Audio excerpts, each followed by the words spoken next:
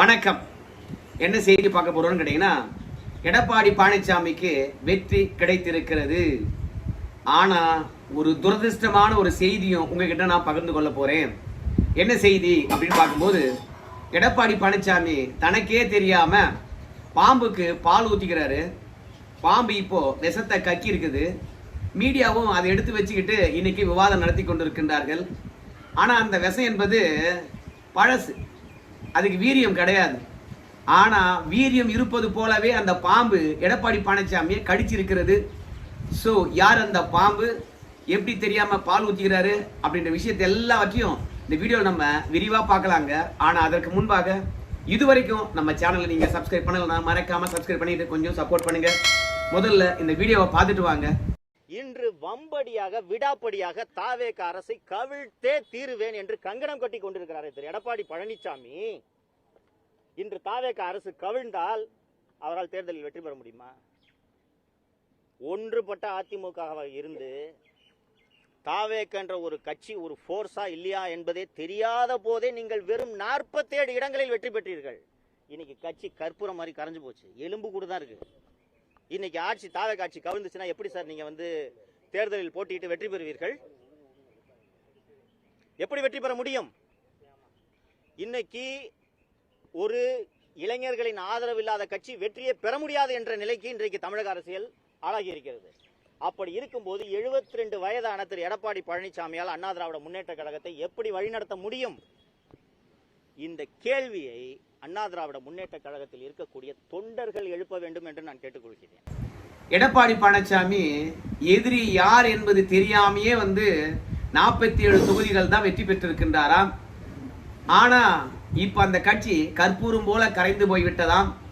72 வயதான எடப்பாடி பழனிசாமி எப்படி கட்சி நடத்துவாரு அப்படின்லாம் கேட்கிறாம்பா. யாரு? நம்முடைய சவுக்கு சங்கர் தான். சவுக்கு சங்கரை திமுக வச்சு செஞ்சிச்சு. அப்போதெல்லாம் நான் அனுதாபப்பட்டேன். அடாடா, கருத்துரிமையை நசுக்குகிறது, இந்த மாதிரி ஆட்களுடைய கருத்துரிமை பார்த்தீங்கன்னா பாதுகாக்கப்படணும், ஆளுங்கட்சிக்கு எதிராக ஆவேசமாக குரல் கொடுக்கின்றாரு அப்படின்லாம் நான் நினைச்சேன். ஆனா இவன் ஒரு துரோகி, விரோதியை விட்டு வைக்கலாம், ஆனா துரோகியை விட்டு வைக்க கூடாது அப்படின்னு திமுக நடவடிக்கை எடுத்திருக்க போல இருக்கு. நான் அப்போதெல்லாம் இவனுக்கு ஆதரவா குரல் கொடுத்து கொண்டே இருந்தேன். ஆனா இப்பதான் தெரியுது, இவன் தீட்டின மரத்திலே கூர் பாய்ச்சக்கூடியவன். திமுக இவன் மீது நடவடிக்கை எடுக்கின்ற பொழுதும், இவங்க வீட்டுல மலத்தை கொண்டு செல்வ பிறந்தவர்கள் கொட்டுகின்ற பொழுதும், ஒட்டுமொத்த தருணங்களிலும் கூட இருந்தது எடப்பாடி பழனிசாமியும் அவருடைய டீமும். திமுக இந்த சவுக்கு சங்கரனுடைய ஸ்டுடியோவை அடிக்கடி காலி பண்ணிவிடுவாங்க. வீடு வாடகைக்கு யாரும் தரமாட்டாங்க. எல்லா தருணங்களிலும் வீடு தந்ததிலிருந்து பல கோடிகள் கொடுத்து சேனலை நடத்த வச்சதிலிருந்து எல்லாமே எடப்பாடி பழனிசாமி தான். ஆனா அதற்கான நன்றியை இன்னைக்கு காட்டிட்டாருப்பா நம்முடைய சவுக்கு சங்கர். 2 நாளைக்கு முன்பாக தான் கதர்னான். என்ன கதர்னான்னு கேட்டீங்கன்னா, ஐயோ அருண் ஐபிஎஸ் தெரியுங்களா, இப்ப லஞ்ச ஒழிப்பு துறைக்கு தவேக அரசாங்கம் மாற்றி இருக்குது. அந்த அருண் ஐபிஎஸ் என்னை கொல்றதுக்காக மும்பையிலிருந்து கூலிப்படையை ஏவி இருக்கிறாங்க, கமிஷனரே கமிஷனரே என்னை காப்பாத்துங்க அப்படின்னு கத்தனான். நானும் அனுதாபப்பட்டேன். ஐயோ என்னடா இது, திமுக ஆட்சியில் தான் இவனுக்கு அநியாயம் நடந்ததுன்னு பார்த்தா தவேக ஆட்சியிலும் அநியாயம் நடக்கிறதோ. இப்பதான் ஜெயிலிருந்து வந்திருக்கிறான், குண்டர் சட்டம் எல்லாம் உடைச்சிட்டு இவனை கொல்ல பார்த்தாங்களா? அப்பேற்பட்ட கொடுங்கோலன் லஞ்ச ஒழிப்பு துறையில அதிகாரியா இருப்பதா? நோ இருக்கக்கூடாது அப்படின்லாம் சொல்லிட்டு நான் ஆவேசப்பட்டேன். இந்த சவுக்கு சங்கருக்கு ஆதரவாக பேசலாமா? காவல்துறையை பொறுத்த வரைக்கும் கண்ணியம் தவறி இருக்கிறது. இந்த சவுக்கு சங்கரை கருத்து தானே வச்சாரு, கருத்துக்கு கருத்தை வைக்காம கொலை பண்ற அளவுக்கு அருண் ஐபிஎஸ் போயிட்டாரு அப்படின்லாம் நான் நினைச்சேன்.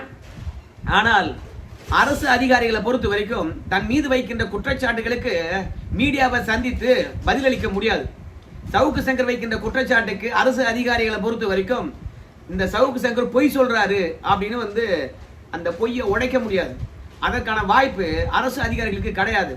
அதனால இவன் பொய் சொல்றானா இல்ல உண்மையாகவே அருண் ஐபிஎஸ் அந்த மாதிரி நிலையில தான் இருக்கிறாங்களா, உண்மை தெரியாம நம்ம பேசக்கூடாது. சவுக்கு சங்கருக்கு எப்போதும் வாய் துடுக்குதான் அப்படின்னு சொல்லிட்டு நான் நினைச்சிருந்தேன். ஆனா ஒண்ணு மட்டும், இந்த தவேக அரசாங்கத்துக்கு அழுத்தம் தரணும் அப்படின்னு சொல்லிட்டு நான் நினைச்சேன். ஏன்னா சவுக்கு சங்கரை பொறுத்த வரைக்கும் என்னை கொல்றதுக்காக இந்த அருண் ஐபிஎஸ் அவர்கள் குண்டர்களை செட் பண்ணியிருக்காங்க, உளவுத்துறை ரிப்போர்ட் ஆனது எனக்கு சொல்லி இருக்குது அப்படின்னு சொல்லும் போது சவுக்கு சங்கர் பொய் சொல்ல முடியாது. ஏன்னா ஏன்பா ஏதோ உளவுத்துறை ரிப்போர்ட்னு சொன்னியே, அந்த ரிப்போர்ட் எங்க காட்டு அப்படின்னு கேட்பாங்களா இல்லையா? மத்திய உளவுத்துறையானது பொய் சொல்லியிருக்காரு. அப்போ மத்திய உளவுத்துறையானது உண்மையான தகவலை தான் தந்திருக்கும். அதனால நம்முடைய டிஜிபி அவர்களை பொறுத்த வரைக்கும் சவுக்கு சங்கர் கிட்ட இருக்கக்கூடிய உளவு தகவலை வாங்கிக்கிட்டு அவருக்கு பாதுகாப்பு தரணும் அப்படிலாம் வீடியோ போடலாம்னு நினைச்சேன். ஆனா இப்பதான் நமக்கு தெரியுது, இந்த மாதிரி ஆட்கள்லாம் உலகத்துல உலாத்துவதே பாவம்னு நினைக்கிறேன். எத்தனை கஷ்டங்களை இந்த எடப்பாடி பழனிசாமி தாங்கி இருப்பாரு இந்த சவுக்கு சங்கருக்காக. ஆனா இன்னைக்கு தவேக அரசாங்கத்துக்கிட்ட என்ன கிடைச்சதுன்னு தெரியல. நம்ம திமுகவும் அதிமுகவும் ஒன்றாக சேர்ந்து ஆட்சி அமைக்க வேண்டும் என்று நினைத்தார்கள். எடப்பாடி பழனிசாமியை முதலமைச்சர் ஆக்குறேன் அப்படின்னு சொல்லிட்டு திமுக சொல்லிச்சு அப்படின்னு சவுக்கு சங்கர் சொல்லிட்டு அதிமுக காரனும் திமுக காரனும் ஒன்னாக முடியுமா? அந்த அம்மாவை என்னவெல்லாம் பண்ணாங்க, அந்த அம்மாவுக்கு திமுக பண்ண கொடுமையெல்லாம் மறந்துவிட்டு திமுகவுடன் கைகோர்த்து கொண்டு அதிமுக ஆட்சி அமைக்கலாமா? எடப்பாடி பழனிசாமி எவ்வளவு பெரிய துரோகத்தை பண்ணியிருக்கிறாரு. பாஷ்யம் கன்ஸ்ட்ரக்ஷன் தெரியுமா? அவங்க வீட்டுல எடப்பாடி பழனிசாமி உதயநிதி ஸ்டாலினை சந்தித்திருக்கின்றார் ஆட்சி அமைப்பதற்கு. உடனடியாக அதிமுக எம்எல்ஏக்கெல்லாம் கூப்பிட்டு நீங்க பாண்டிச்சேரியில் இருங்க, திமுக நமக்கு வெளியிலிருந்து ஆதரவளிக்க போகிறது, அதனால நான் முதலமைச்சராக போறேன், நீங்களும் அமைச்சராகலாம் அப்படின்னு சொல்லியிருக்கின்றார். ஆனா உண்மையான உணர்வுள்ள அதிமுக எம்எல்ஏக்களை பொறுத்த வரைக்கும், ஏன்பா இந்த விஷயத்த முன்னாடியே என்கிட்ட சொல்லக்கூடாது, நாங்க தவேகா கிட்ட 15 அமைச்சர் பதவிய பேரம் பேசிட்டுமே, இப்போ சொல்றியே அப்படின்னு அதிமுக எம்எல்ஏக்கள் சொல்லியிருக்காங்களாம். ஏன்பா நான் தானே பொதுச் செயலாளர், நான் என்ன முடிவெடுக்க போறேன்னு சொல்லி நீங்க காத்துக்கலாம்ல, அதுக்குள்ள யாருப்பா அவங்கள போய் பேரம் பேச சொன்னது? அதனால நம்மள அவங்க ஆட்சி கட்டல உட்கார வைக்க போறாங்க, அமைதியா இருங்க அப்படின்னு சொன்ன பிறகுதான் திமுகவுடன் போய் கை கோர்ப்பதா அப்படின்னு சொல்லிட்டு எடப்பாடி பழனிசாமிக்கு எதிராகவே 25 எம்எல்ஏக்களை பிரிச்சு எடுத்துக்கிட்டு போய் தவேக்காக ஆதரவு கொடுத்தாங்கப்பா. எடப்பாடி பழனிசாமி ஒரு துரோகி பத்தியா? திமுகவுடனே கை கோர்க்க ஆரம்பிச்சாரு. எப்ப திமுகவுடன் கை கோர்க்க ஆரம்பிச்சாரோ அப்போதே கட்சியானது தூள் தூளா போச்சுங்க, சுத்தமா கரைஞ்சு போச்சுங்க. அது மட்டும் இல்ல, அமித்ஷாவுடைய மிரட்டலை எடப்பாடி பழனிசாமி தனக்கு சாதகமா பயன்படுத்தி கொண்டு, டபாரியா நீங்களா கட்சி தாவல் தடை சட்டத்தின் அடிப்படையில் பதவி போயிடும், அமித்ஷா போன் பண்ணிட்டார், அமித்ஷா பேசுறத கேளுன்னு சொல்லி ஒட்டுமொத்த சட்டமன்றங்களையும் மிரட்டி மீண்டும் அதிமுக கூட்டு வந்துட்டாரு. ஆனா எடப்பாடி பழனிசாமி இந்த துரோகத்தினால கட்சி அழிச்சிட்டாரு அப்படின்னு சொல்லிவிட்டு அதிமுகவும் திமுகவும் ஒன்றாக இணையக்கூடாதான். ஆனா திருமாவளவன் அவர்களை முதலமைச்சர் ஆகிறதுக்கு மட்டும் அதிமுக திமுக ஒன்னாகலாமா? அது மட்டும் என்னடா லாஜிக்? அது ஒண்ணு திமுகவுடைய தயவுல, டிவிக்கு தயவுல நாங்க திருமாவளவனை பாத்தீங்கன்னா முதலமைச்சர் ஆக்குறோம் அப்படின்னு சொன்னா பரவாயில்ல, இல்ல எங்க கூட்டணி சார்பாக திருமாவளவன் அவர்களை முதலமைச்சர் ஆக்கணும்னு சொன்னாலும் பரவாயில்ல. திருமாவளவனை முதலமைச்சர் ஆக்கிறதுக்கு அதிமுக திமுக ஒன்னாகலாமா? அப்ப மட்டும் அந்த ஜெயலலிதா ஆன்மா அவங்களை மன்னிக்குமா? ஜெயலலிதா 3 முறை முதலமைச்சர் ஆக்கினாங்க. யார? இந்த பன்னீர்செல்வத்தை. இப்ப திடீர்னு போய் அந்த ஜெயலலிதாவெல்லாம் மறந்துட்டு தளபதி வாழ்கன்னு சொல்லிட்டு ஸ்டாலின் வாழ்க கோஷம் போட்டுக்கிட்டு தன்னுடைய வாழ்வாதாரத்தை காப்பாத்திக்கிட்டாரு பன்னீர்செல்வம். அவரை பத்தி பேசுவியா? இல்ல அதிமுகல இருந்து ஏகப்பட்ட பேர் போயிருக்காங்களே, அவங்கெல்லாம் அந்த அம்மாவுக்கு செஞ்ச துரோகத்தை நினைச்சு பார்த்து திமுக போகாம வேற இடத்துக்கு போயிருக்கலாமே. யோ, காலத்துக்கு ஏத்த மாதிரி எல்லாமே மாறும். அதை விட்டுவிட்டு சும்மானா துரோகம் பரோகம்னு சொல்லி எடப்பாடி பழனிசாமியை கேவலப்படுத்தாத. அவன் காசுல தான் 5 ஆண்டு காலம் நீ வாழ்க்கையை ஓட்டின, அந்த நன்றி உணர்ச்சி இல்ல. இப்ப விஜய் ஆட்சி மட்டும் 5 ஆண்டுக்கு பிறகு அப்படியே நிலைச்சு நிக்க போதா? ஏன் எடப்பாடி பழனிசாமி மீது இந்த அளவுக்கு காட்டமான கருத்தை சவுக்கு சங்கர் வைக்கிறாருன்னு கேட்டீங்கன்னா, எடப்பாடி பழனிசாமி ஸ்டாலின் ஒன்னா சேர்ந்துக்கிட்டு இந்த ஆட்சி ரொம்ப நாள் நீடிக்காது அப்படின்னு பேட்டியளித்துக் கொண்டே வராங்களாம். இந்த ஆட்சியை கவுக்கிறதுக்காக ஸ்டாலினும் எடப்பாடி பழனிசாமி முயற்சி செய்யறாங்களாம். தமிழ்நாட்டு மக்கள் 1,72,00,000 பேர் ஓட்டு போட்டு தவேக ஆட்சியை கொண்டு வந்திருக்காங்க. மக்களால் கொண்டு வந்த ஆட்சியை நீங்க ஏற்றுக்கொள்ளாம புதுசா வந்திருக்கணுக்கு நல்ல ஐடியா கொடுக்காம ஆட்சியை கவிக்க பாக்குறீங்களா? நீங்க எப்படிடா ஜெயிப்பீங்க சொல்லு? கட்சி கரைஞ்சு போச்சு. திமுக கிட்டையாவது கட்சி இருக்குது, உங்ககிட்ட அது கூட கிடையாது. எப்படி ஜெயிப்ப நீ அப்படிலாம் சவுக்கு சங்கர் கேட்கிறாரு. அதாவது யாரு எதிரி என்று தெரியாம எவனுடன் சண்டை போறது. இப்ப எதிரி யாரு நல்லா தெரிஞ்சு போச்சு. அப்ப எதிரிய எப்படி அடிக்கணுமோ அப்படி அடிப்பாங்க. அதனால கடந்த காலத்தை விட நல்ல எடப்பாடி பழனிசாமி ஜெயிப்பார்.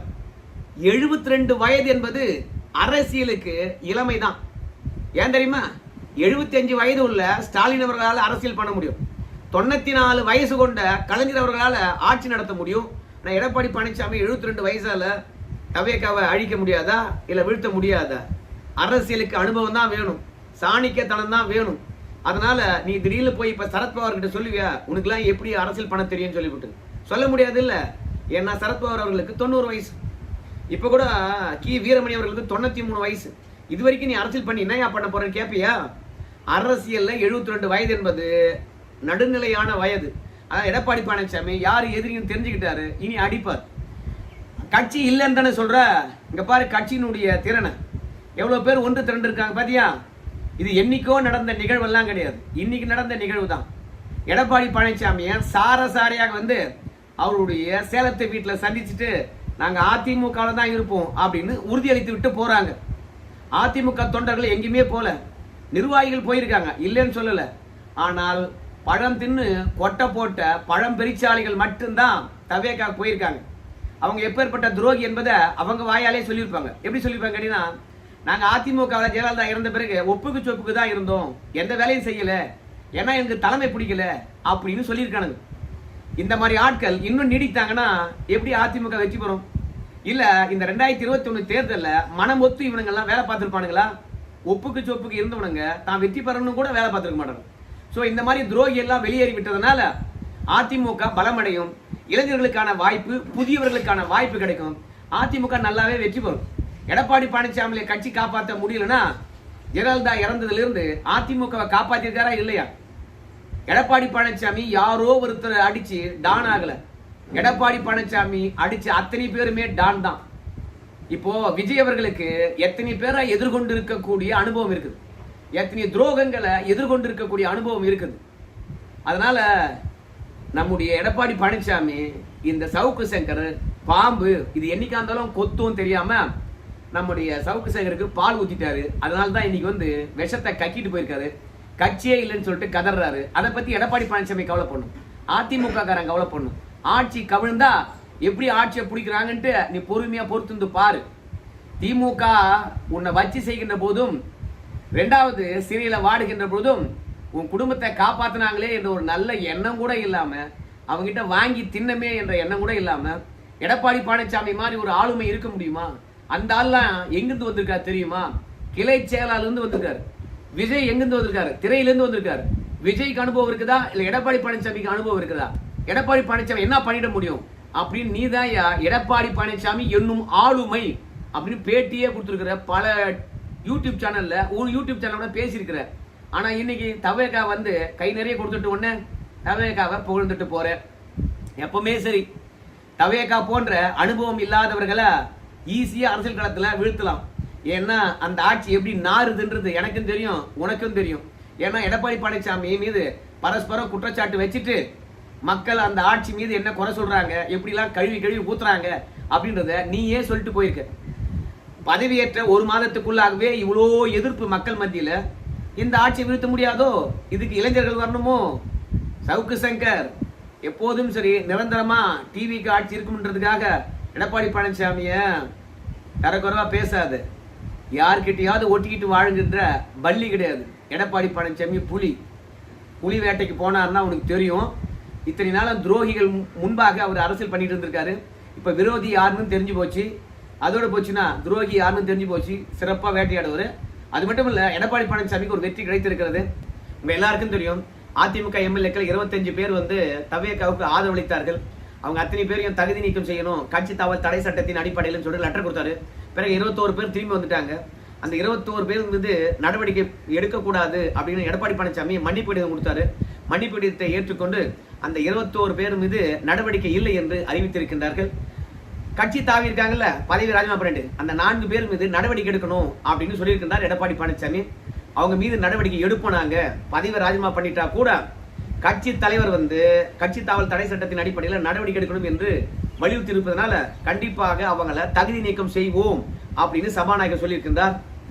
முதல்ல 21 எம்எல்ஏக்கள் திரும்பி வந்ததுனால அவங்க தகுதி நீக்கம் செய்யக்கூடாதுன்னு எடப்பாடி பழனிசாமி கேட்டுக்கிட்டாரு. இப்ப தகுதி நீக்கம் இல்லை. அதான் எடப்பாடி பழனிசாமி வெற்றி பெற்றிருக்கிறார். 4 பேரை தகுதி நீக்கம் செய்யணும்னு சொன்னாங்க. அதுக்கான வேலையை பார்த்துட்டு இருக்கிறோம் அப்படின்னு சபாநாயகர் சொன்னார். சோ இந்த 2 விஷயத்துல எடப்பாடி பழனிசாமிக்கு வெற்றி கிடைத்தது. அதை விட மிகப்பெரிய வெற்றி என்ன தெரியுமா? நம்ம எஸ்பி வேலுமணி, அப்புறம் விஜயபாஸ்கர், சிவி சண்முகம் இவங்கெல்லாம் ஒன்னா சேர்ந்துக்கிட்டு நாங்க ஒரு கொறடாவை வந்து பார்த்தீங்கன்னா நியமிச்சிருக்கோம். அந்த கொறடா யாருன்னு கேட்டீங்கன்னா சி விஜயபாஸ்கர் தான். சி விஜயபாஸ்கருடைய கருத்தை கேட்காம அவங்க எடப்பாடி பழனிசாமி சேர்ந்துக்கிட்ட 22 பேர் தவேக அரசாங்கத்துக்கு எதிராக ஓட்டு போட்டிருக்காங்க. அதனால அவங்க வந்து கட்சி தாவல் தடை சட்டத்தின் அடிப்படையில் கொறடா உத்தரவை மீறினாங்க என்ற அடிப்படையில் அந்த 22 பேருடைய பதவியை பறிக்கணும் அப்படின்னு சி விஜயபாஸ்கர் சொன்னாரு. ஏன்னா சி விஜயபாஸ்கரை கொறடாவா தேர்ந்தெடுத்துட்டாங்களாம். ஆனா இன்னைக்கு சபாநாயகர் வந்து அப்பா சி விஜயபாஸ்கர்லாம் கொறடா கிடையாது, எடப்பாடி பழனிசாமி நியமித்த அக்ரி கிருஷ்ணமூர்த்தி அவர்கள் தான் கொறடா. ஸோ அந்த கொறடா உத்தரவை ஏற்று தான் நாங்கள் இன்னைக்கு 21 எம்எல்ஏக்களை மன்னிச்சிருக்கிறோம். அதனால எடப்பாடி பழனிசாமி இன்னைக்கு கட்சியினுடைய சட்டமன்ற குழு தலைவராக அங்கீகாரம் பெற்றிருக்கின்றார். அக்ரி கிருஷ்ணமூர்த்தி அவர்கள் வந்து கொறடாவாக அங்கீகாரம் செய்யப்பட்டிருக்குது. இன்னும் அதிகாரப்பூர்வமாக அறிவிக்கவில்லை என்றாலும் எடப்பாடி பழனிசாமி தந்த கடிதத்தை ஏற்றுக்கொண்டு எம்எல்ஏக்களை வந்து தகுதி நீக்கம் செய்யக்கூடாது என்று வேண்டுகோள் வைத்ததை ஏற்று அவங்களுக்கு தகுதி நீக்கம் இல்லாம மன்னிச்சு மீண்டும் அதிமுக எம்எல்ஏவாகவே வலம் வர விட்டுருக்காரு சபாநாயகர். அப்போ எடப்பாடி பழனிசாமி தான் சட்டமன்ற குழு தலைவராகிறாரு. அவர் நியமிச்ச நம்முடைய அக்னி கிருஷ்ணமூர்த்தி அவர்களுடைய கடிதத்தை தான் ஏற்றுக்கிட்டு இருக்காங்க. அதனால இப்ப எடப்பாடி பழனிசாமிக்கு 2-3 வெற்றிகள் ஒரே நாளில் கிடைச்சிருக்குது. ஒன்று, சட்டமன்ற குழு தலைவராக இருக்கின்றாரு, எம்எல்ஏக்கள் மன்னிக்கப்பட்டிருக்காங்க, கொறடா வந்து பார்த்தீங்கன்னா அக்னி கிருஷ்ணமூர்த்தி. 4வது வந்து கட்சி தாவன 4 பேர் மீது தகுதி இழப்பு நடவடிக்கை பாயப்போகுது. ஸோ மொத்தத்தில் சட்டமன்றத்தில் எடப்பாடி பழனிசாமிக்கு ஒரு பெரிய வெற்றி கிடைத்திருக்கிறது. கட்சி கைப்பற்றிருக்கின்றார், கட்டுக்கோப்பா வச்சிருக்கின்றார், சட்டமன்றத்தில் தன்னுடைய குரல் ஈடுபட்டிருக்குது. இனி தவேக அரசாங்கத்துக்கு சம்பவம் இருக்குதுன்னு தான் நினைக்கிறேன். ஸோ இந்த சவுக்கு சங்கர் மாதிரி இருக்கக்கூடிய அல்ல கைகள் இதோட எடப்பாடி பழனிசாமி பற்றி பேசினாங்கன்னா அவங்களுக்கு தருகின்ற தர்ம அடி எப்பா திமுக காரனே பரவாயில்ல போலக்குதே அப்படின்னு யோசிக்கிற மாதிரியான அடியா இருக்கணும். கொஞ்சம் பொறுத்துருங்க, நானே அவருக்கு செருப்பால் அடிக்கிற மாதிரி சிறப்பான பதிவுகளை போடுறேன். நன்றி.